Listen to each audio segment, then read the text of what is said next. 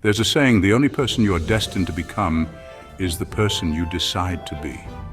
It rings true, doesn't it? Every day we make choices that shape us, mold us. Some choices lift us, make us stronger, better. Others, well, they leave us stuck, lost in the shadows of what could have been. The path to becoming a high-value man, it's not paved with shortcuts or easy answers. It's a journey of self-discovery, of confronting your weaknesses and choosing to rise above them. It's about building a life on your terms, a life filled with purpose, integrity, and respect.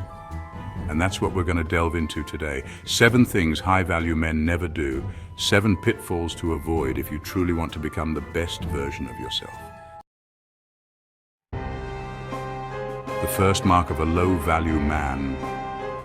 He carries the weight of the world on his shoulders, feeling every ounce of pressure and stress, or at least that's how it seems to him.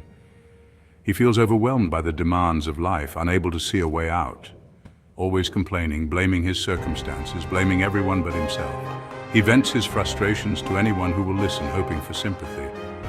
But here's the thing about circumstances, they change. Just like the seasons, nothing stays the same forever. Life throws curveballs, it's inevitable.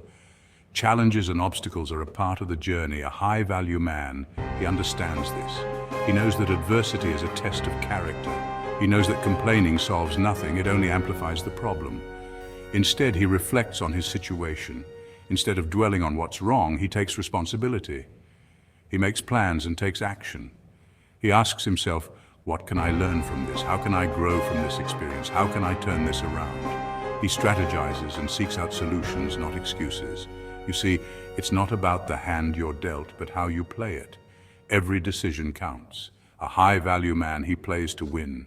He celebrates his victories, no matter how small. He seeks solutions, not sympathy. He helps others and finds strength in supporting those around him. He knows that his life, his happiness, is ultimately his own responsibility. He takes charge with confidence, and that's a burden he carries with pride, not despair. He walks tall, knowing that he is the master of his fate. A low-value man craves validation like a plant craves sunlight. Just as a plant stretches towards the light, he stretches towards any form of approval he can find. He needs constant approval, a chorus of voices telling him he's good enough, smart enough, worthy. This need for validation becomes a never-ending cycle, a loop he can't escape. He seeks it in the fleeting glances of strangers, hoping for a nod, a smile, any sign that he matters, in the empty praise of yes-men who tell him what he wants to hear, not what he needs to hear. In the hollow echoes of social media, where likes and comments are mistaken for genuine connection and self-worth. But true validation, it doesn't come from the outside, it comes from within. It's a deep, internal sense of self-worth that can't be shaken by external opinions. A high-value man, he understands this. He knows that real confidence is built on a foundation of self-belief. He's built his foundation on self-belief, on the unshakable knowledge of his own worth. This inner strength allows him to face challenges head-on. He doesn't need others to tell him who he is, because he already knows. His sense of self is not dependent on external validation. He's confident in his abilities, secure in his values, and comfortable in his own skin. This self-assurance is evident in everything he does. He doesn't seek validation, he radiates it. His confidence is a beacon that others are naturally drawn to, because true confidence, it's contagious. It spreads to those around him, lifting them up and inspiring them to be their best selves. It inspires, it uplifts, it draws people in. This magnetic quality is what sets him apart. And that's the difference between seeking validation and commanding respect. One is a never-ending chase, the other is a natural outcome of true self-assurance. The comfort zone. It's a place that feels safe, familiar, and secure.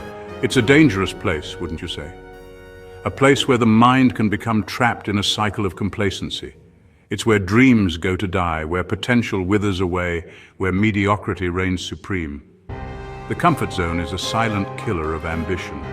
A low-value man, he's a permanent resident of this place. He finds solace in routine, in the predictability of his surroundings. He avoids challenges like the plague, content to exist within the confines of the familiar. He fears the unknown, the uncertainty that comes with stepping out. But a high-value man, he knows that growth lies beyond the boundaries of comfort. He understands that true progress requires discomfort. He embraces challenges, welcomes them even. He sees them as opportunities to test his limits, to push beyond what he thought was possible. He sees obstacles as opportunities for growth, setbacks as stepping stones to success.